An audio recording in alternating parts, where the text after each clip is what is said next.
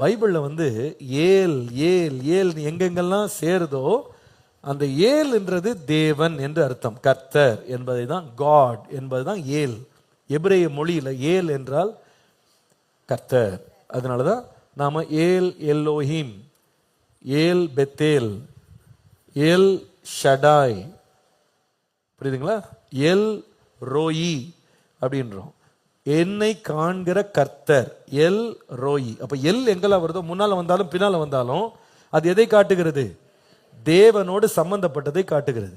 இப்போ தானியேல், டேனியேல் அப்படின்னா, தானியேல் அப்படின்னா தேவன் எனக்கு நியாயாதிபதி, அதான் அது அர்த்தம்.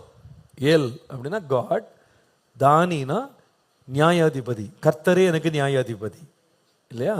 அப்படிதான். நீங்க என்ன தொடர்ந்து மற்ற 3 பேரை பார்த்தீங்கன்னா அங்க வந்து ஹனனியா அப்படின்றவன் பெயர் இருக்கு. சரி, தானியலுக்கு என்ன பேர் வச்சாங்க? பெல்தேசாஷார் அப்படின்னு பேர் வச்சாங்க. பெல்தேசாஷார்னா அர்த்தம் என்னன்னா, இவங்க கல்தேர் தேசத்துக்குள்ள இந்த பாபிலோனிய ராஜ்யத்துக்குள்ள போன பேரை மாத்தினாங்க. பெல்தேசாஷார் அப்படின்னா பெல் என்கிற கடவுள் இவனை காப்பாற்றுவார் அப்படின்னு அர்த்தம். அப்ப அவங்க என்ன செய்யறாங்க பாருங்க, கர்த்தரே எனக்கு நியாயாதிபதினு இவன் பேர் இருந்தா அந்த பேரை எப்படி மாத்துறாங்க அப்படின்னா, நீ கர்த்தரை வந்து சொல்லாத, அந்த நம்பிக்கை எங்களுக்கு சொல்லாத, எங்க கடவுள் பேரை நீ வைத்துக்கோ, அதனால நீ பெல் என்கிற கடவுள் உன்னை காப்பாற்றுவார், நீ இனிமேல் உன் பேரை மாத்துறோன்னு பெல்தேசாஷார்னு சொல்லி பேர் கூப்பிடுறாங்க தானியலுக்கு. அடுத்தது வந்து நமக்கு தெரிஞ்ச பேர் என்னது? ஷாத்ராக். ஷாத்ராக்குடைய பேர் என்ன? ஒரிஜினல் பேர் என்ன? அனனியா. அனனியா அப்படின்னா அர்த்தம் என்னன்னா, எபிரேய பேர்ல யாவே ஹஸ் ஃபேவர்ட், கர்த்தர் அவன் மேல் தயவு பாராட்டினார் அப்படின்னு அர்த்தம். ஆனால் இந்த பாபிலோன் தேசத்துக்குள்ள போன உடனே ஷாத்ராக் என்று பெயர் மாற்றப்பட்டது.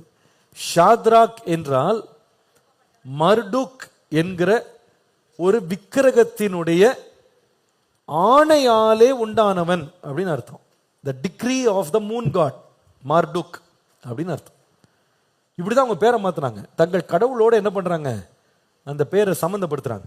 அடுத்தது மிஷாயேல் அப்படின்பவன் பெயர் தான் மேஷாக் என்று மாற்றப்படுகிறது.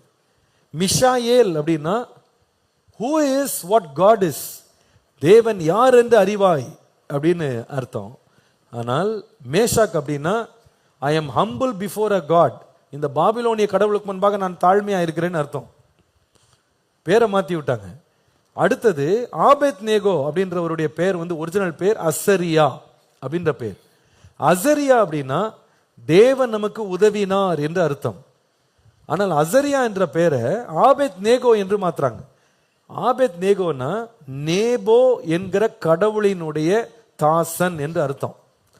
இந்த நேபோன்றவர் யாருன்னு கேட்டா, அந்த மர்துக்குன்னு படிச்சோம் பாருங்க, அவருடைய மகன் தான் யாரு?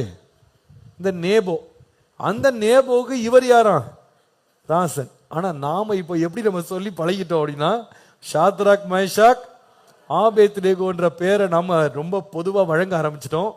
நாம வந்து இந்த அசரியா, மிஷாயேல், அனனியா இந்த பேர்களை நம்ம யூஸ் பண்றது இல்லை.